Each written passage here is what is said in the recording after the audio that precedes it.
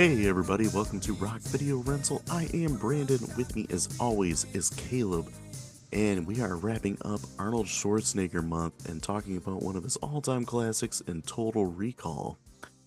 But before we get to that, Caleb, you been watching anything good?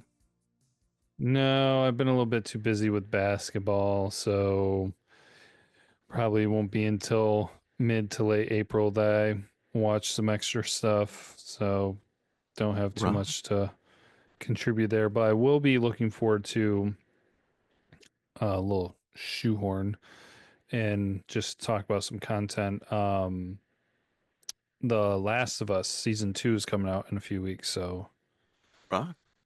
good stuff. But what about you? You got something to throw on? I got a few things. I watched the latest episode of Yellow Jackets, so I've been watching it every single week. So it's such a good show. Rock. And then went back. Gosh, what was it like this past weekend or something? Like my oldest was with my in-laws and my youngest was home with me, and all she wanted to do was just sit on the couch and watch Rudolph the Red-Nosed Reindeer on my phone. Like she is obsessed with Rudolph. So like, oh, watch something on TV. And then I go to put something on TV and she gets mad at me. Like she yells at me. And I'm like, okay, instead of listening to you just get angry with me, I'll just put I can't even remember what I had on TV. It was like Encanto or something like that. While she's watching Rudolph on my phone, I'm like, okay, what the heck am I gonna do? So I grabbed uh one of her tablets and I've been watching Blue Mountain State. Okay. I think I talked about this last time. It's basically like American Pie in college and football. Yeah, you've talked about it a It's little from bit. the mid 2000s. I don't know, it's pretty raunchy at times, and then it's just so funny. Like some of the actors in it are so good. The guy that plays Thad Castle is that guy was just off the charts in that show. Like his character is such a such a giga Chad, but he's also kind of an idiot and funny. I don't know, but yeah, just funny show. And then recently I got onto Patreon and I became like a backer to Joe Bob's Last Drive-In. He's got The Lost Drive-In, where they have a bunch of old episodes of TNT's Monster Vision that he used to do in the 90s. Okay. So it's got like all of his parts talking about these movies, but spliced in with like the uncut movies. So like not the edited for TV versions. Hmm. So, dude, he's got not just horror on there. I forgot on TNT they also did like regular movies towards the end. Okay. Like apparently Joe Bob did uh oh my gosh, The Shawshank Redemption. Really? So that's on my list to watch, but I watched a couple horror movies. I watched his episode on Halloween 3, which he rants about how he doesn't like that movie and it's ridiculous, but I don't know, I love that movie.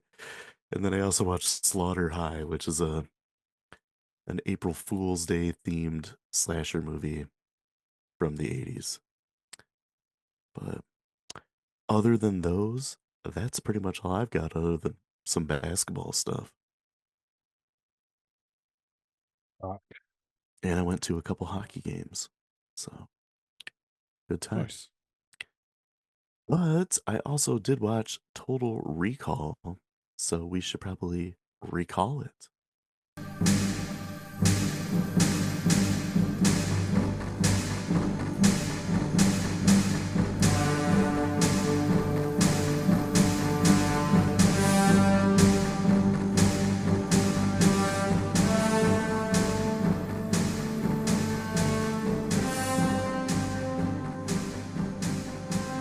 Total Recall is from 1990 and is directed by Paul Verhoeven.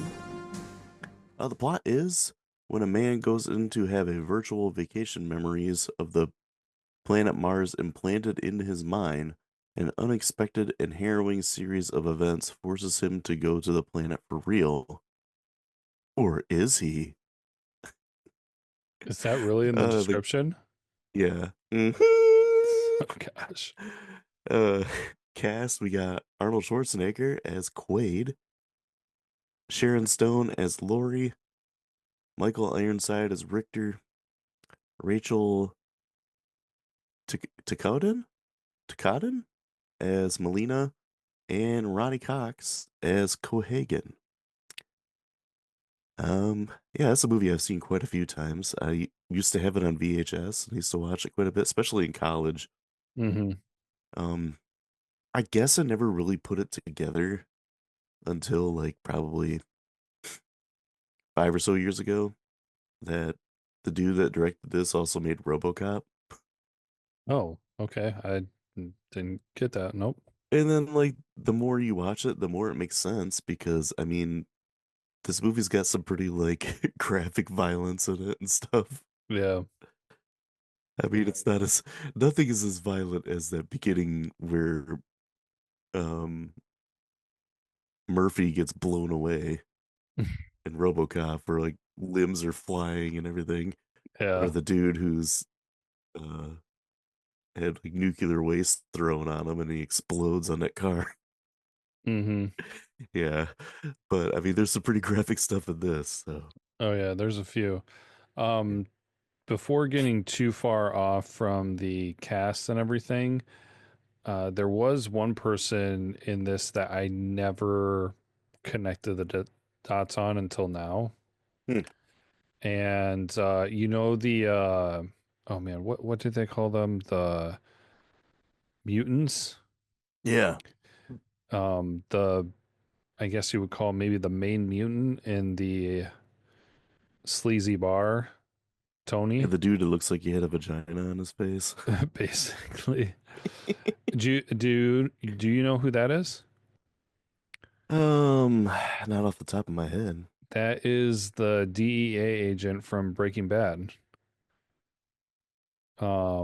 His brother-in-law, Oh my God, Hank. Hank. Yep. Yeah, I never noticed that. Now my mind just exploded. Yeah, I was going through the cast and everything, and then I saw his name's Dean Norris. Nice Oh last name, by yeah, the way. yeah, And then I was just like, he's in this movie? Like, what the heck? And then I clicked on it and I was like, oh my gosh, that's why I never put it together because half his face was covered up. yeah. Now that you say that, like his voice is definitely stands out to me. Got a lot of nerve showing your face around here, Hauser. Look Look who's who's talking. talking. The other one that was very subtle, it was near the very beginning, one of Ricketts' henchmen. The dude's name, it took me a little while to hunt him down, but the dude's name is Peter Kent, and Okay, he's just one of those notorious bad guys. okay. I don't know what I know him for. Like, he made an appearance, I know, in Psych. I can't really remember specifically what episode, but he's just like, to my knowledge, he's never a main guy. He's just kind of, A henchman. yeah. And there's one specific movie I cannot picture. He was in The Sixth Day too. I don't think that that's the one that I am pulling from. There's one thing that is he was really burned in my memory for, but yeah, if you look up Peter Kent, you're gonna see him and you're gonna be like, oh yeah, that person. So, but Yeah, I'm gonna have to look that up right now because he barely I'm like intrigued. pops on screen, and he's just over like on the side of the screen a couple times. I think he gets killed on the subway. So Okay. yeah, so it definitely had the a movie with that guy. But Peter Kent. Oh, yeah, that guy. He also did a lot of stunts. He was in Predator and Terminator 2. mm-hmm. So he must be an Arnold buddy or something. Yeah, I think so. Yeah. Believe me, you want to have Peter Kent in this movie. Uh, But yeah, movie I've seen quite a few times. This movie has a lot of Arnold moments in it, a lot of Yes. Arnold quotes. We've already dropped a few of them. I mean, we'll get to more of those as we go on. Um, and I will say, does this movie have the most of any Arnold movie? Well, considering the two main times when his character is supposed to be like fighting for his life, gasping for air, quite extended the second time around. Yeah. Yeah, it might have the most. You blew my cover.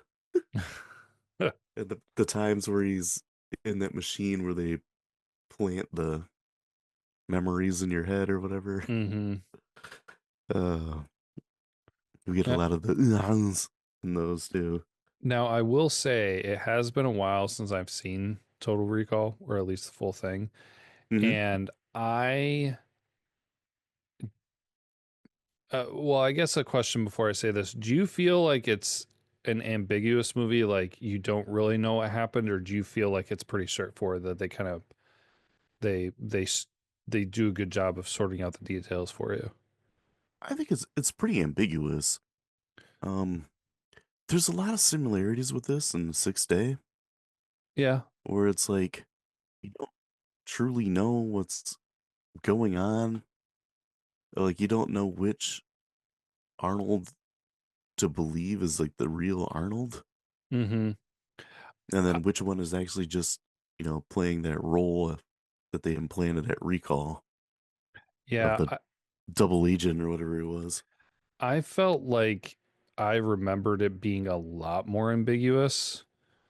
And watching it this time, I felt paying attention a lot more attention to the details to kind of stay on top of it and see. I feel like there was a lot more pointing out to he originally was Hauser, of course, but Hmm. then Quaid's personality kind of like took over and it was real. Like he was really Hauser, he was really a secret agent. He got tripped up into the whole mental breakdown because of Hmm. the recall. And then he went back to Mars, and his plan was to help the rebellion. But in doing so, he led Richter and Cohagen to the resistance, and they destroyed it, which was Hauser and Cohagen's plan. Hmm.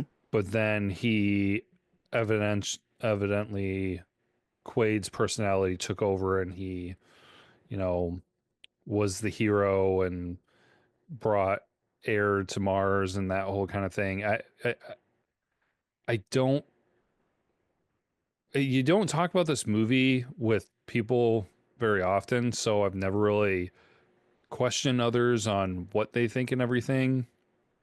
And it's been so long. So I don't know what the popular vote is on, hey, did Total Recall really happen or was it all a dream, essentially? Because they tried Yeah. convincing him of that all the time. And I think paying closer attention to the details, I think the final verdict is that it all really happened. He was really Hauser, but in the end, the Quaid personality took over and he helped the resistance win. Hmm. So I don't know. I just thought that was kind of interesting just because before watching it this time, I thought it was 100% like, oh man, they just like kind of like Inception where you don't know what's really going on. Like they just completely leave you in the aspect of you really don't know what's happening and what the answer is, so you just kind of make it up on your own. Where I think Total Recall kind of has a more clear defined ending. Yeah. No, I get what you're saying. Yeah. Um, it's definitely more of a movie that makes you think than most Arnold movies. Mm-hmm. Yeah. um, it's funny. I think the first time I watched this, was in college, and I was trying to go through and like watch every single Arnold movie. And I remember my brother, I think he had it on DVD or tape or something like that. And he's like, "You never seen Total Recall?" And I'm like, "I don't think so." And I was like, "What's it about?" And he's like, "It's basically Arnold just going to Mars and punching Martians." And I'm like, "You sold me." It's like that meme uh from Rick and Morty. It's like, "You son of a bitch, I'm in." That's I totally thought the same thing. uh it's pretty easy I could sell Arnold movies back in the day. Yeah. Uh, it's Arnold, but he has to kill an alien in the Amazon. You son of a bitch, I'm in. Uh, I think really what's kind of sets this movie apart from most Arnold movies is it's got a pretty decent story to it. Yeah, and it's going off of kind of what we just talked about with that story is it's more complex than most, Yeah. and there are plenty of his movies that have twists and everything. Six Day, prime example. Hmm. But this one was just executed really well, where you don't really see them coming. Like, I mean, for crying out loud, when he had his meltdown at Recall, it happened so fast. Yeah. And so, especially the first time you're watching it, you're just like, what the heck is going on now? So, and gosh, how many twists were there? There were like 3 to 5, something like that. Something like that. Yeah. It might be M. Night Shyamalan's favorite movie. Right. And it's odd because it wasn't something where I thought, oh my gosh, this is getting to the point of ridiculous. It was like, oh, that's interesting. That is totally a plausible explanation for this. Hmm. So, yeah.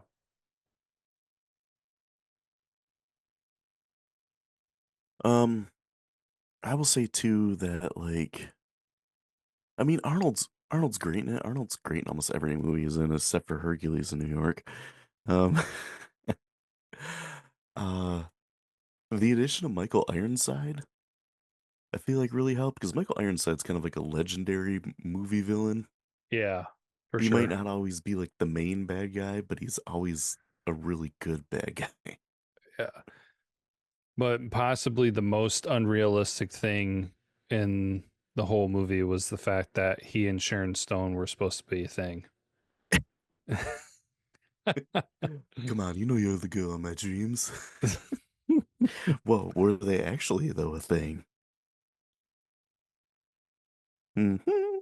I think so. I mean, like they went back to it several times. I will say though, however, when Sharon Stone was killed and Michael Ironside found her, that was a very anticlimactic moment.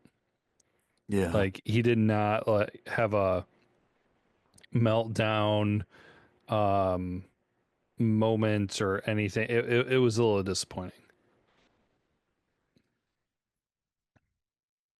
Yeah, they didn't have really the best chemistry, Mm. Arnold and Sharon Stone in this. No, I and mean, well, she's great. She's great in the role, but I feel like those two didn't have like the best chemistry. I don't know how to explain it. I think that I don't know if it was completely on purpose, but I think it kind of helped things out more because she was supposed to be faking it, basically. Hmm. So, yeah. And then Arnold's got his second woman when he's in Mars. Melina. Uh, yeah, Melina, which I don't know if I've ever seen her in anything else. I was just thinking that because I have the cast pulled up and I was looking at her picture. I'm just like, I don't recognize her from anything. So, I mean, she's kind of similar looking as the woman from The Running Man, mm, yeah. but it's not the same one. Well, one thing, not to go off on a little bit of a rabbit trail here, but talking about her character, the one thing that was odd to me that I had in my notes is that she referenced Arnold's character as Hauser, Hmm. but then he introduced himself to her as Quaid. They had their whole fight argument thing and everything. And then Yeah, when she went and rescued him, she kept referring to him as Quaid from there on. Like, if you that's knew this weird. person as Hauser, why are you using the new name that you just learned about today? Like, Yeah, it was kind of a weird. I don't know if I would necessarily call it a plot hole, but it was kind of just a weird thing where it's just like, okay, is that unintentional, or is this one of those things where you're trying to lean into that ambiguity of like, oh, is this real or not? So, yeah, and it seems like everybody else in Mars calls him Hauser. Like Hank calls him Hauser. yeah. Oh, interesting. I guess I didn't really like fully pick up on that. Hmm. But we can't say that he meets her in a strip club, and probably one of the most um memorable scenes in the movie that a lot of people talk about is the one stripper who's got three boobs. Yeah. That's one of the main things that people take away from this movie. And then you also have the little person too. That was, she was funny. Best part with her was when she gets up on the bar and starts blasting the henchman. Yeah. Oh gosh. Definitely something you'd only see in a 90s Arnold movie. Hmm. I feel like this movie was a good transition between 80s Arnold and 90s Arnold. Yeah. It had elements of both. I mean, around this time he was doing Kindergarten Cop and man, when did Twins come out? Oh, 91 to 93, I want to say. I could be wrong. I feel like it was like a late 80s. But yeah, where this one had some comedic elements to it at times. I mean, we talk about all the one-liners, They had the uh like I said, you got a lot of nerve showing your face around here. Look who's talking. Mm.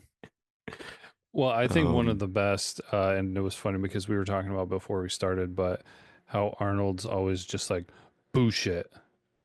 yeah. It's not bullshit. It's bullshit. It's like using the Bullshit. emojis of the ghost and the poop emoji.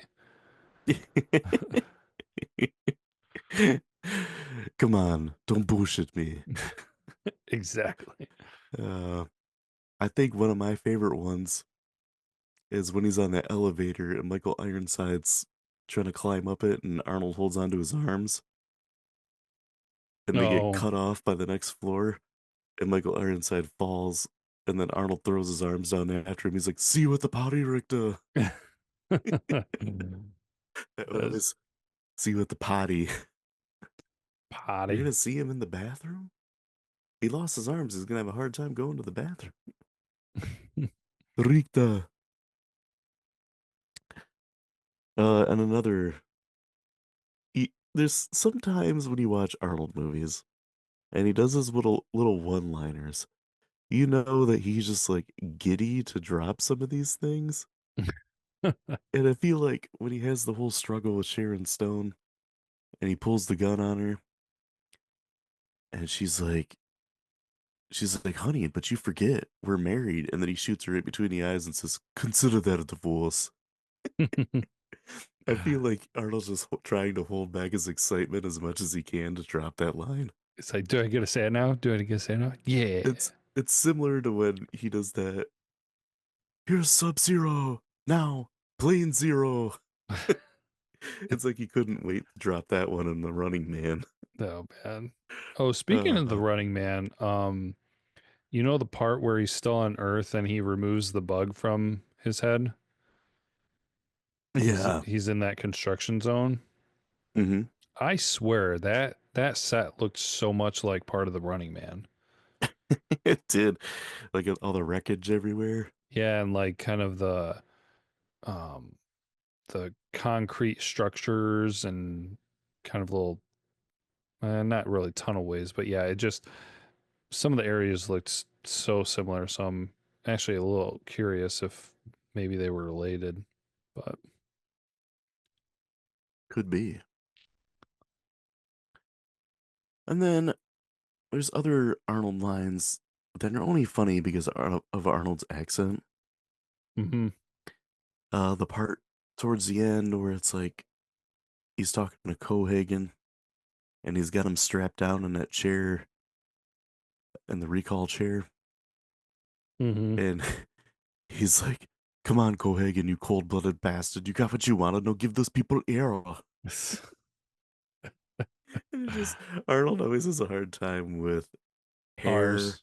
there, air, like that noise. Give those people air. That always makes me laugh too. Yeah. Um what talking about Cohagen, Hmm. one thing that made me laugh, and I don't know, I don't think I ever really paid attention to it before. Um his goldfish. Okay, I guess I didn't pay attention to that. Well, he when he decided to tell him to kill Arnold's character, he got mad and he pushed over his fish tank and it broke and that whole thing. Um, and I think it was Oh supposed to be, yeah, I think it was supposed to be a little bit of dramatic effect where like the fish was out of water and was dying because it didn't have oxygen or yeah. whatever, Okay, yeah. couldn't breathe. Um, it made me laugh because the first time they showed him in his office, like you've got this big, huge, like villain office overlooking the planet Mars and everything. And then, like, almost in the middle of the room, too, there's like this tiny little coffee table with the tiny little goldfish tank. Where, like, all these other villains in all these other movies have, like, well, like, the extreme of Dr. Evil in, um, wow, Austin Powers, where he's Yeah. got a freaking pool with sharks with laser beams on their head. And And this even guy's the got other one, he's got the ill-tempered sea bass. right. And he's got, and Cohagen is supposed to be this big bad dude in the future living on Mars, and he has an aquarium that is smaller than my wife's aquarium. Like, is this supposed to be intimidating or something?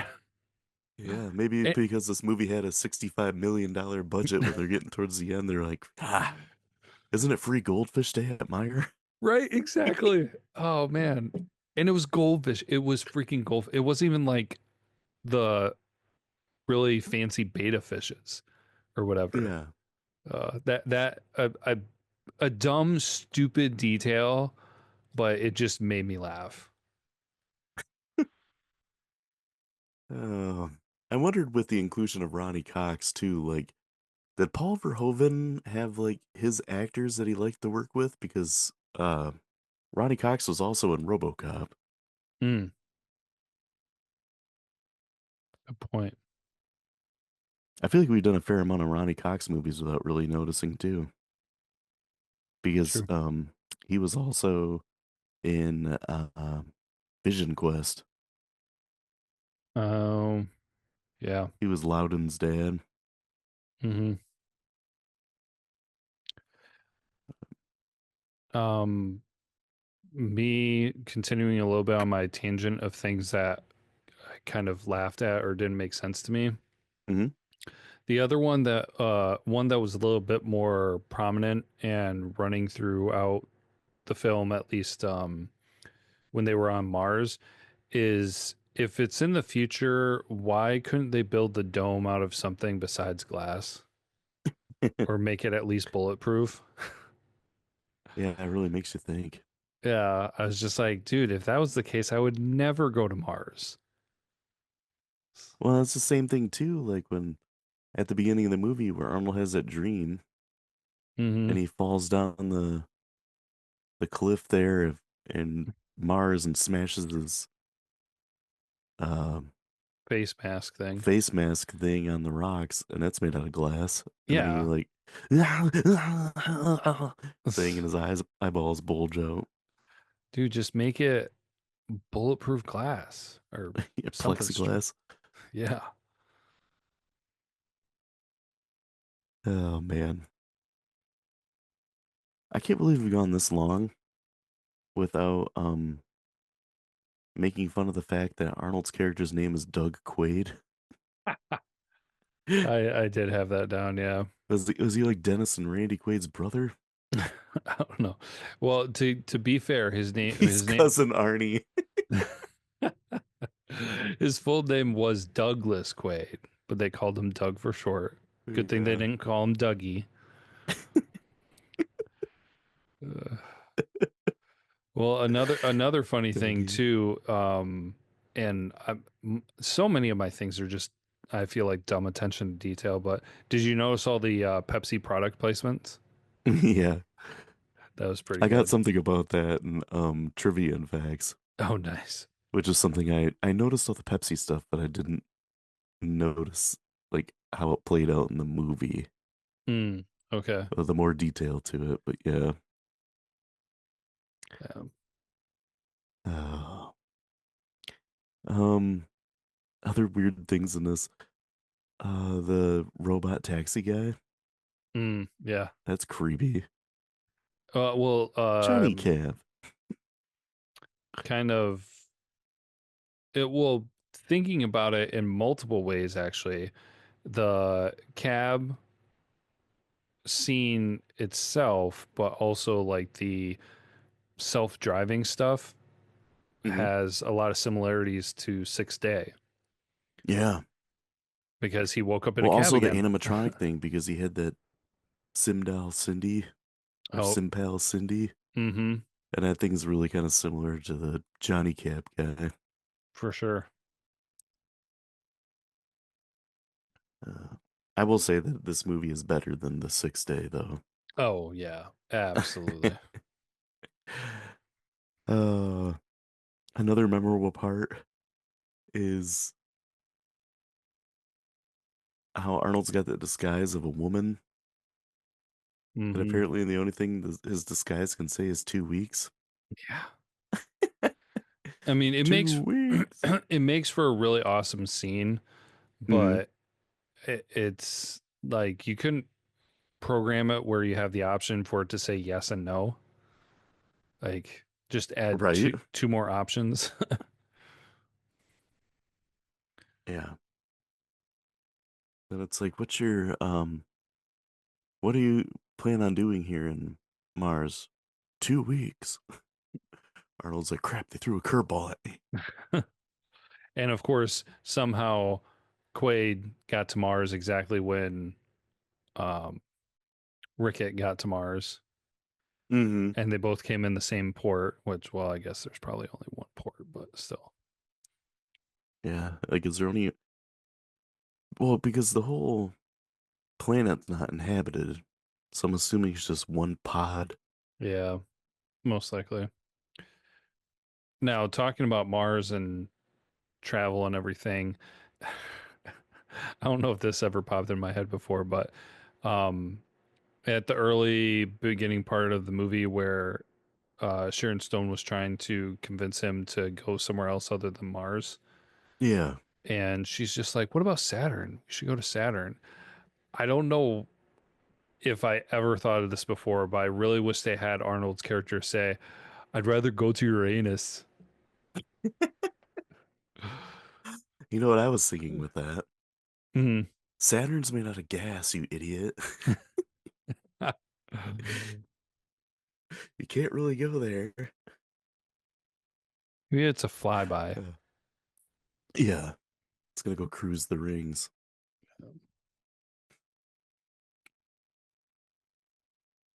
How about Saturn? We should go there. Come on, don't bullshit me. Oh. Hmm. Oh, we didn't talk about Benny. Screw you, Yeah. Benny. Oh, well, he doesn't say The Benny. He real just said screw you. the real cab driver. Hmm. Uh, and then he attacks them with like this burrowing vehicle that's got The like a bunch of drills and stuff on it. Yeah, and that's where we get the screw yeah.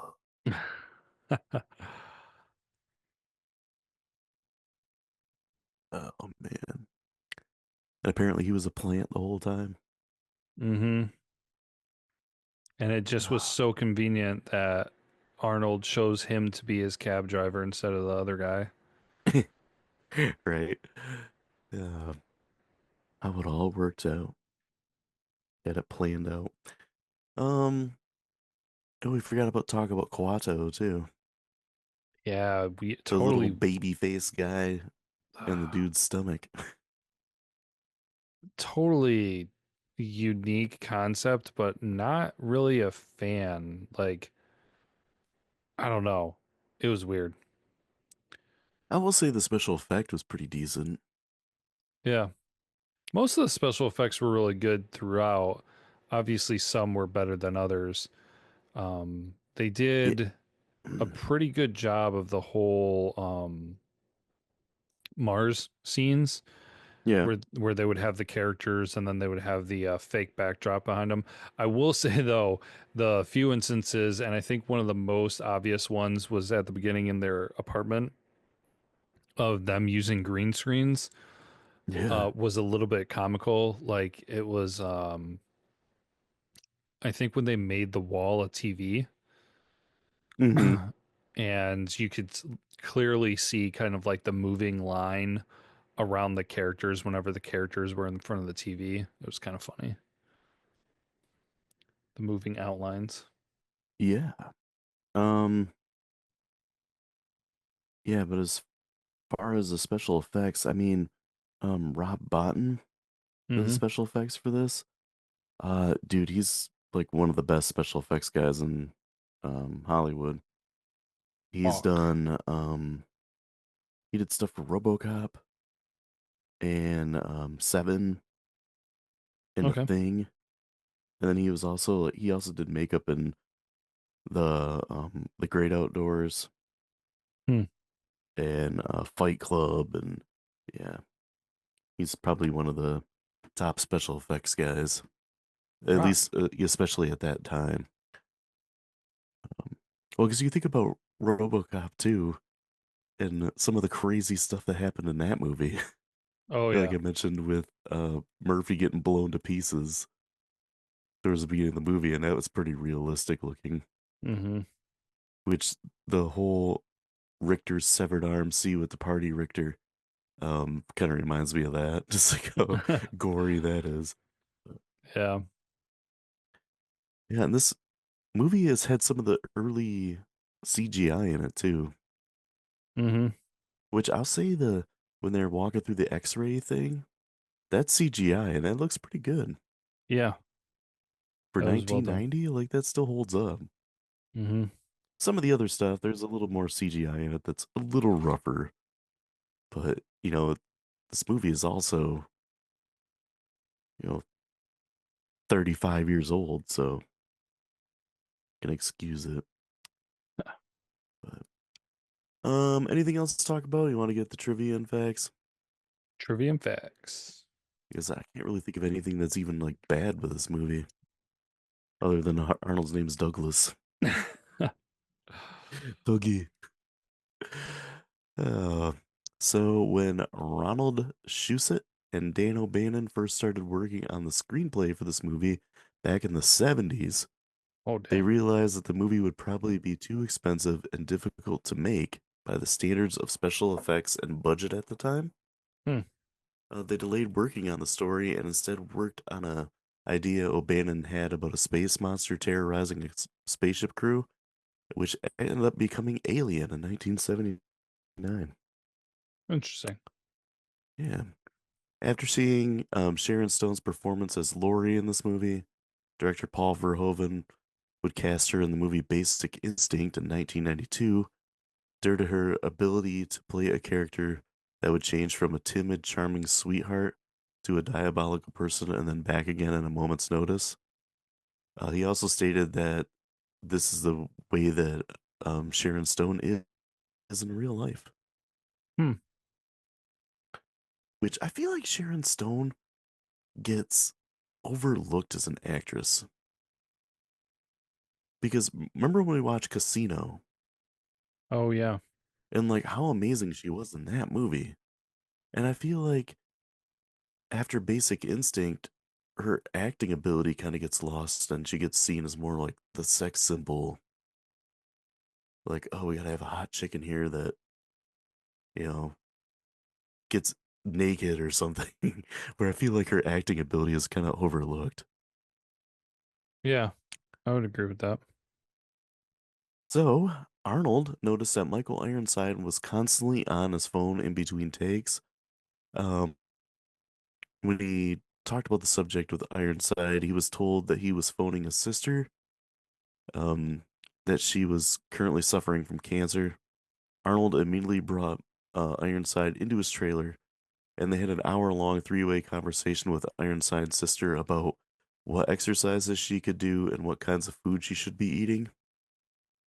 Hmm. And Ironside he has never forgotten Arnold's kindness, and neither has his sister.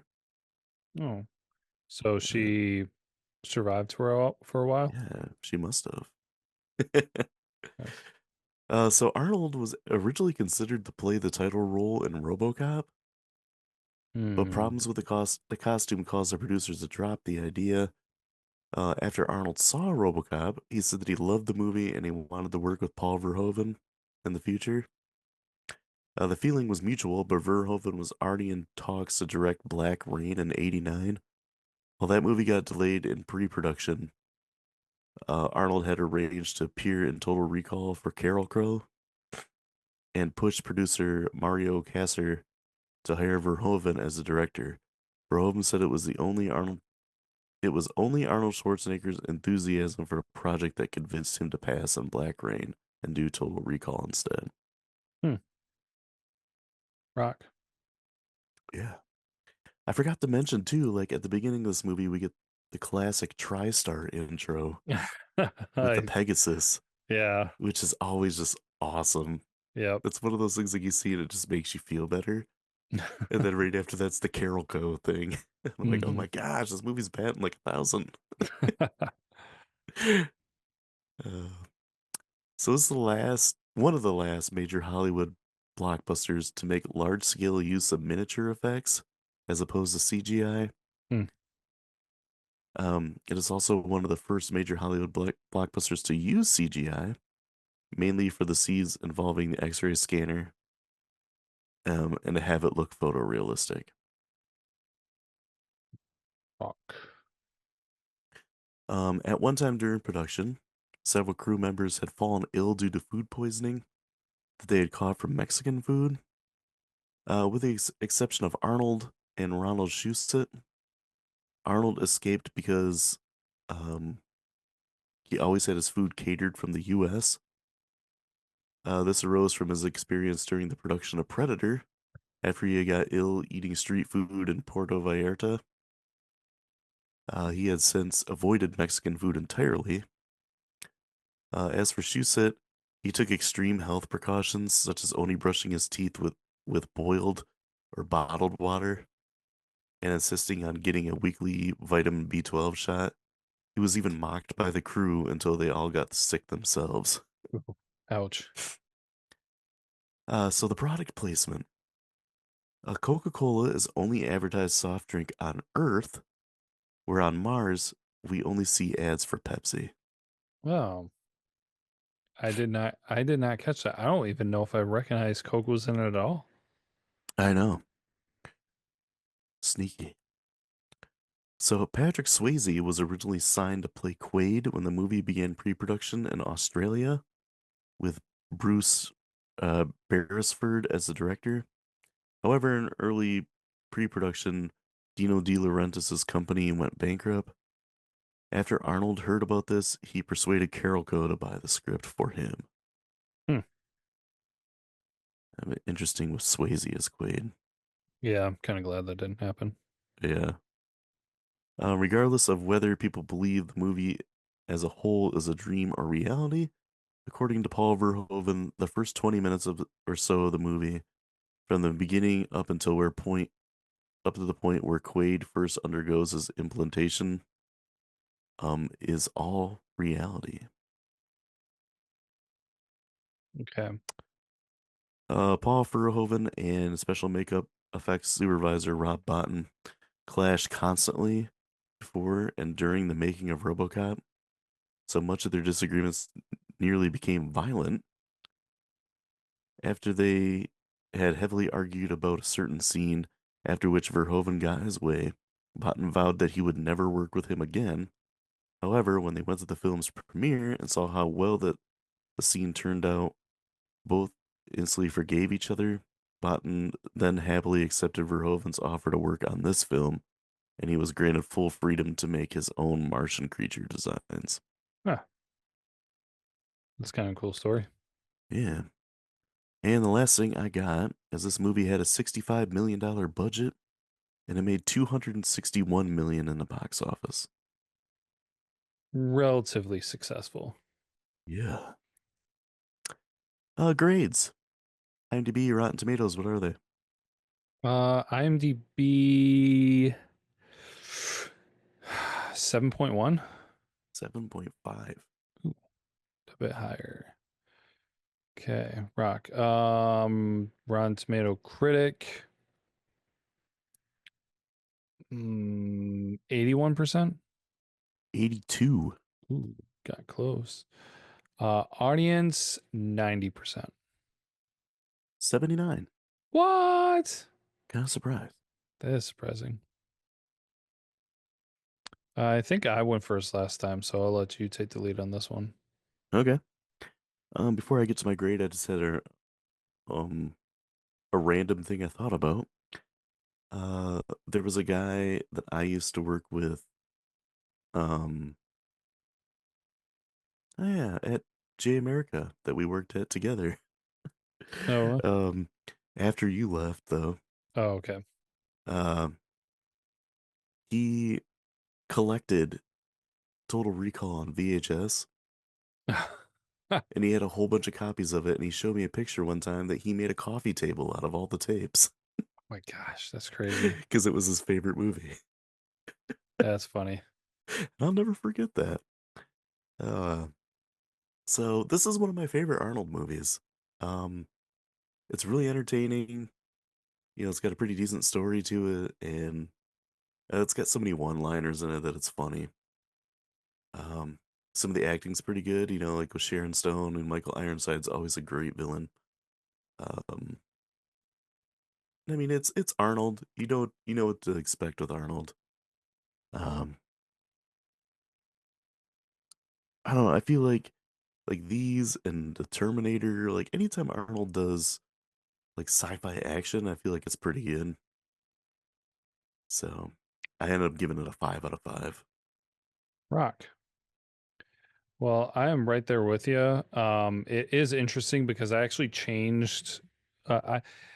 Once I finished the movie, I was just like, I was kind of thinking to myself, I was like, okay, 4.5. A lot of good stuff. I don't know if it quite gets over that last little hump to reach the peak of a 5 out of 5. But the more I thought about it and kind of like I read through stuff, like I mean, it's a really great, solid sci-fi movie. It is definitely one of the best Arnold movies.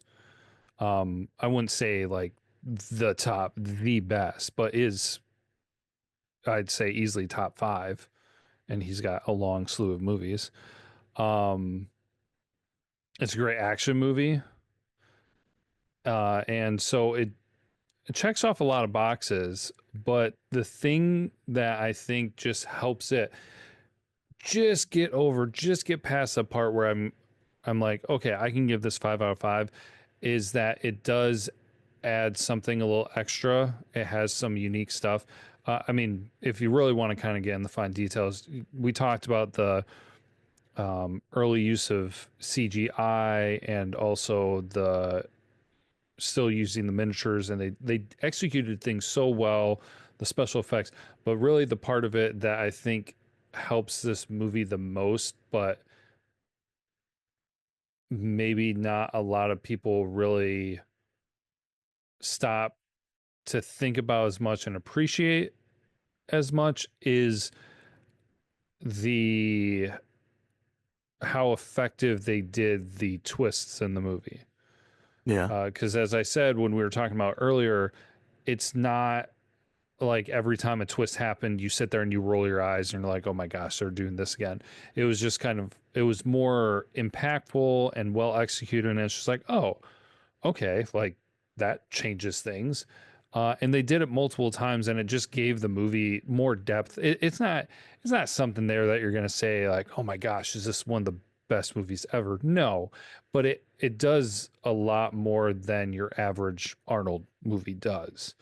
From Yeah. that It's a aspect, little like more ambitious than a lot of Arnold movies. yes, yeah.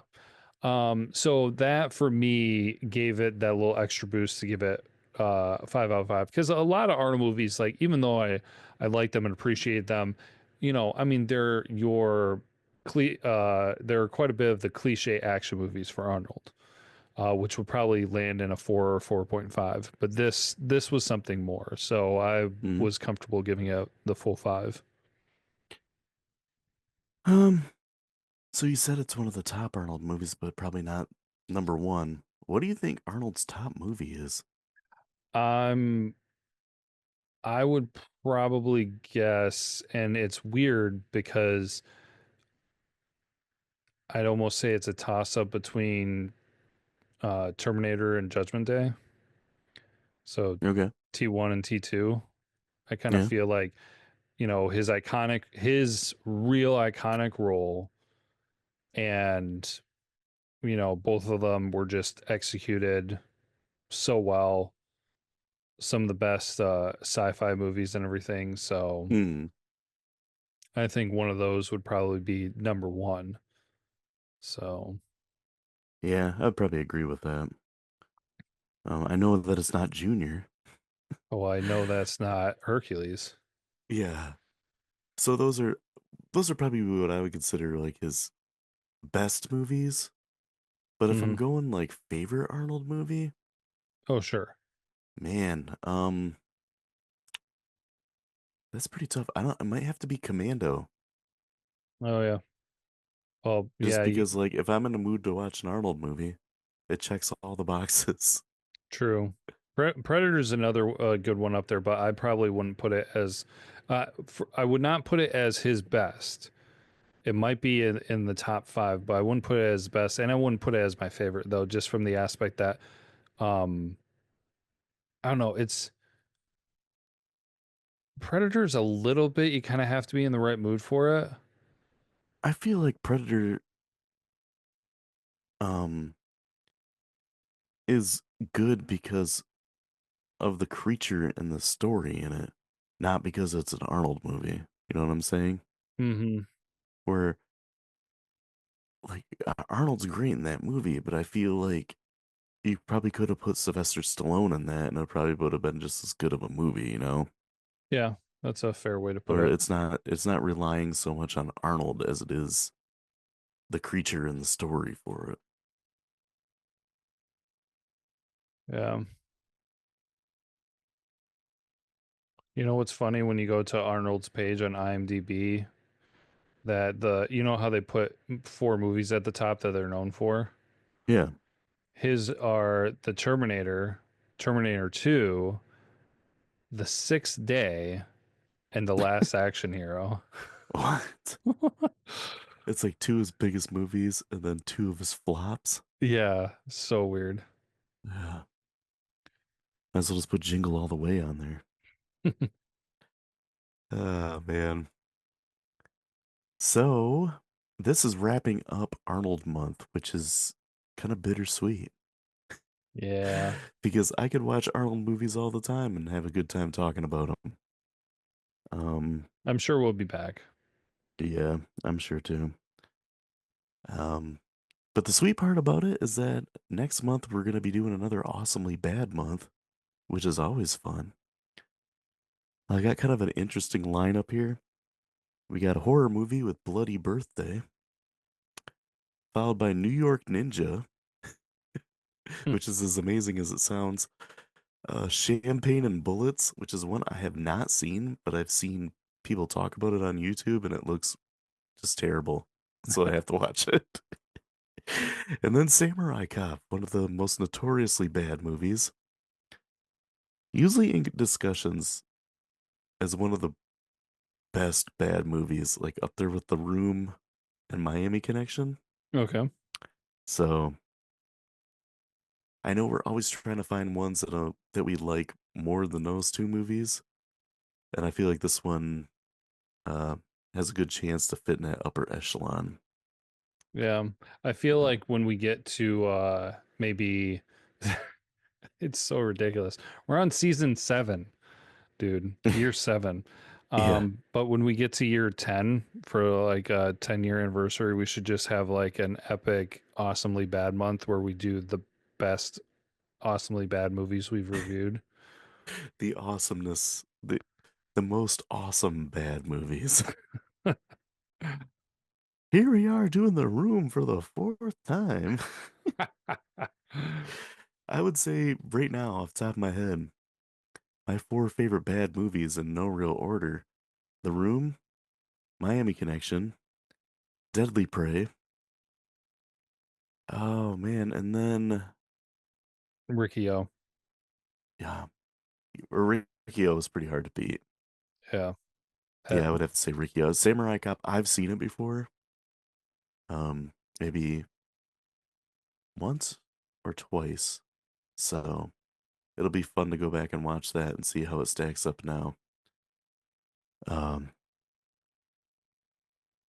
Man, there was another movie that just popped in my head and then I just now lost it that we've what's the watched one that with was the shooting the doll with the bazooka?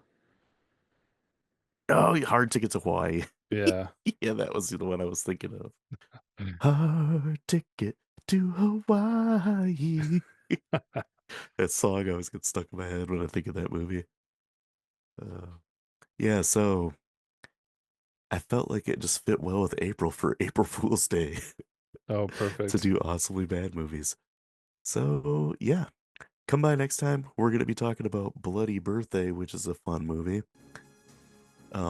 If you guys are liking the show, please subscribe and share. You can follow us on social media. We're on pretty much every platform.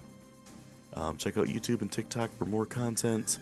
And come by next time. We're going to be doing Awesomely Bad April. But until then, as always, be kind and rewind.